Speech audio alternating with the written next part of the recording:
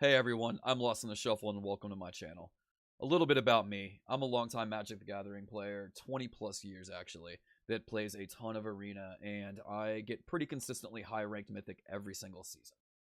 What I want to do is show some of the decks that I play in order to hit Mythic and hit those ranks every season to give maybe some newer players or even some veterans some ideas and a little bit of insight into me and how and why I play what I play. So today I'm going to show you what I've been using to climb the ladder with since the new season started yesterday, which is a Esper list that actually isn't Esper control, thankfully. It is an Esper hero list. Now, this deck saw a little bit of play pre-War of the Spark, but I don't think it got a whole lot of attention because I think that there were just a few things that were missing that I do believe that we actually got in War of the Spark. So, in case you're not familiar with Hero of Precinct 1, this is the card that the deck is based on. It is a 2-mana 2/2 that whenever you cast a multicolored spell, you get to create 1/1 human tokens. So the idea of the deck, obviously, Hero of Precinct 1 in play, and then just get a ton of value out of it through all of your other cards while dominating and being mid-rangey. So the deck's going to consist of a bunch of just really good multicolored cards that you're always going to get value with on their own, but just get more value with whenever Hero is in play. Cards like Thought Erasure, Deputy of Attention, Thief of Sanity, all cards that are just really strong, Mortify, etc. that you end up being able to flood the board with and kind of overwhelm your opponent, or create a ton of really good blockers before you can go over the top with cards, that we'll show you in just a second. There are a few cards that I really want to point out, though, that I think that we're missing from this list in order to make it good, that now that they are out, really kind of push it a little bit higher. One of those cards is Sorin Vengeful Bloodlord. Now, this is going to be one of my favorite Planeswalkers that came out during the expansion, and the card just gets so much value in a deck like this. Obviously, giving all of your creatures lifelink on your turn is very good against, a lot of best-of-one decks like Mono Red and Mono White that you're going to see a ton of. And, the pinging, the +2 is pretty relevant when you're trying to pick off a Planeswalker or you're just out of range of it, so... there are actually a lot of Planeswalkers in the set that do drop to 1 loyalty after they use the minus ability. So, again, the card is just a ton of value. Now, obviously, the best ability is his minus ability, which is a return target creature card with converted mana cost X from your graveyard to the battlefield. That creature is a vampire in addition to its other types. So, this card's fantastic because what happens in a lot of the time... your early stuff will die, your Tithe Takers, your Hero of Precinct 1s, Deputy Detention, all these cards that you can get a ton of value out of. You'll either get a little bit of value out of, and unfortunately then they will get removed, you'll have to block, whatnot, direct damage, because Mono Red's freaking everywhere still. But you get to bring it directly back, and it's great. So you get to bring a creature back, protect your Sorin, get more value. Card's fantastic. Anyways, the other one I want to talk about is also a Planeswalker from the new set, which is Baby Teferi Time Raveler. Now, this guy is absolutely crazy.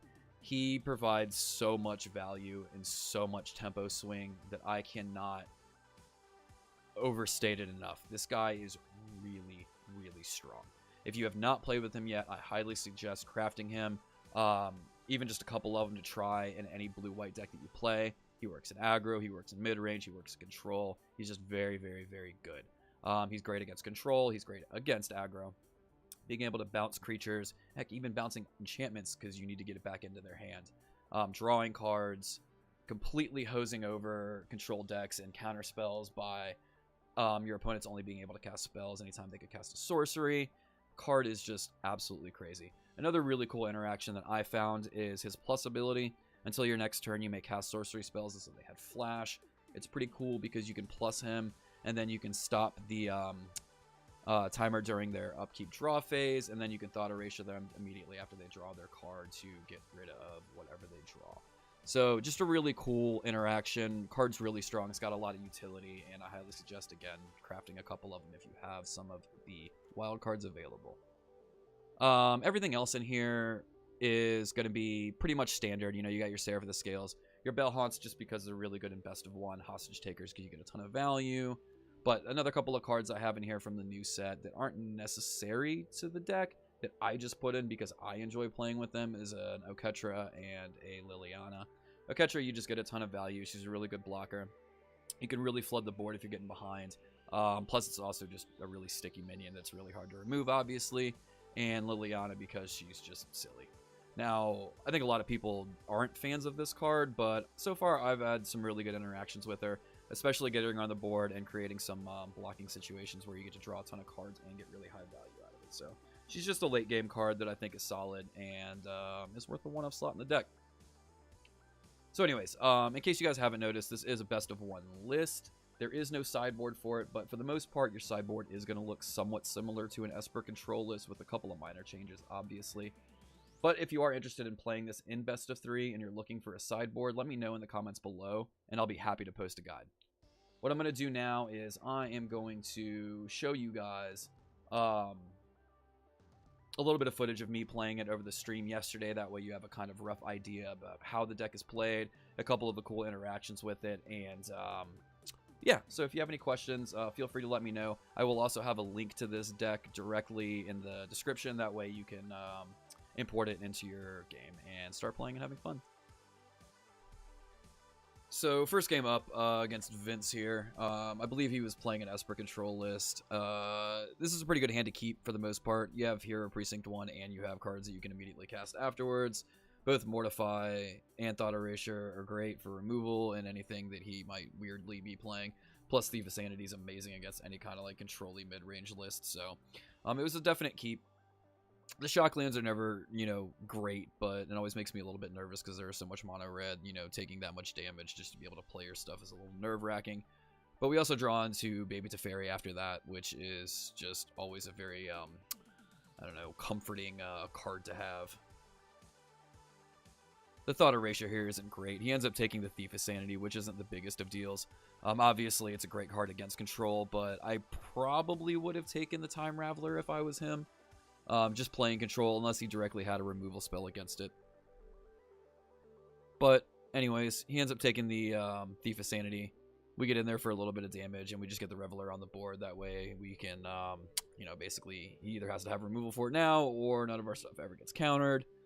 Backup turn next turn, we're going to go ahead and hit him with a Thought Erasure, so. We end up Thought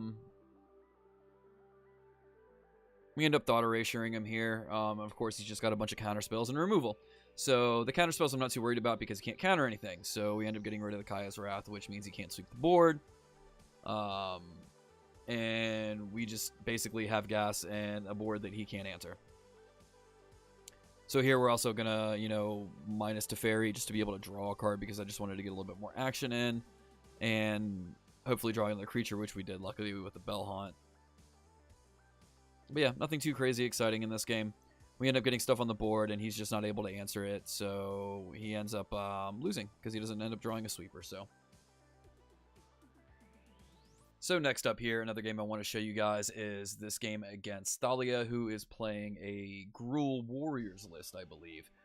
Mistook him for a mono red just because of Mountain Go. But our opening hand is pretty solid.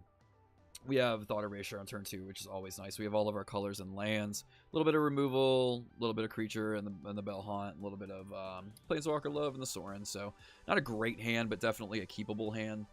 Thought Erasure is pretty much a pretty solid equalizer. As soon as we do Thought Erasure here, we realize that he isn't mono red. And end up having to take a look at his hand. Everything in there, obviously, we want to take because Gruul's just a good stuff deck. But we do get rid of the Phoenix because it is the one card that we don't have a direct answer to. But we do have enough removal in our hand and in our deck to deal, hopefully, with all of his other creatures that he does bring out, which we end up doing. Now, we get to draw a couple of fun cards in this game. We get to do, we get to Slam an Oketra, and we get to do some awesome little moves with Baby Teferi coming up here in a second. And it's just another game that really kind of shows off how good Teferi Time Raveler is, even against a mid-range or aggro deck. The tempo swings that he brings in is just too clutch and too good. We end up just getting way too much on the board for him to be able to deal with, and we have just the right removal at just the right amount of time. So we end up getting way more on the board than he does, and we end up overwhelming him pretty hard, and eventually he just concedes.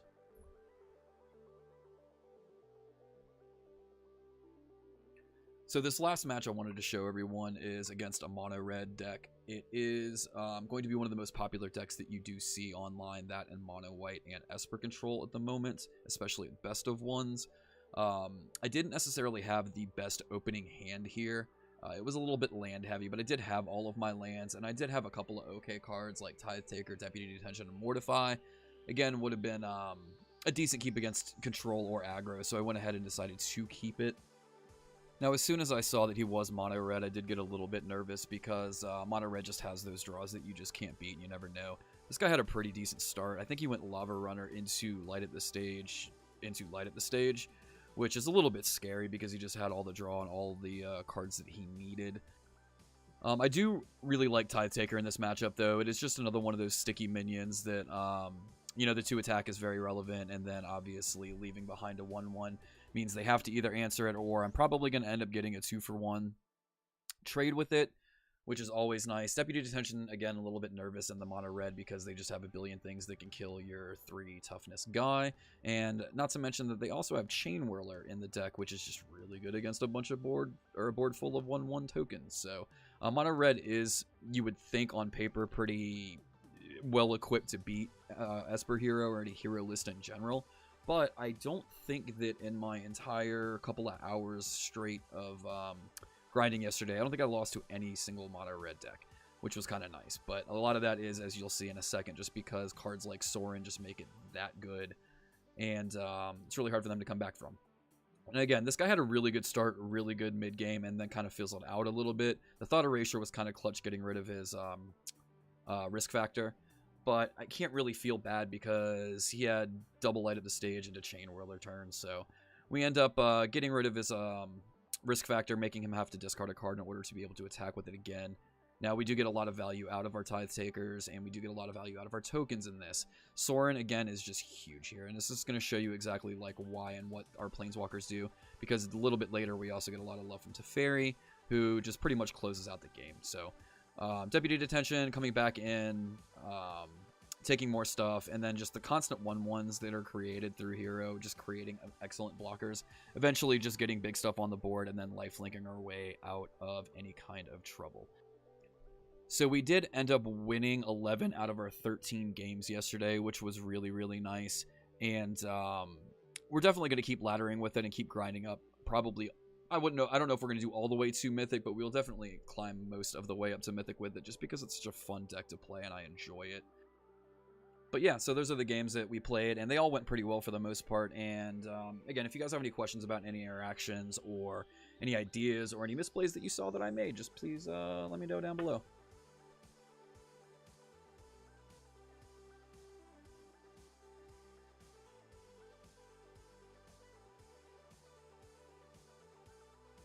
So thank you all for checking out my video. Hopefully it was helpful and or entertaining to someone. If you liked what you saw, please let me know in the comments down below, and feel free to catch me over on Twitch and Twitter. Links to both of those will be down below, and until the next time.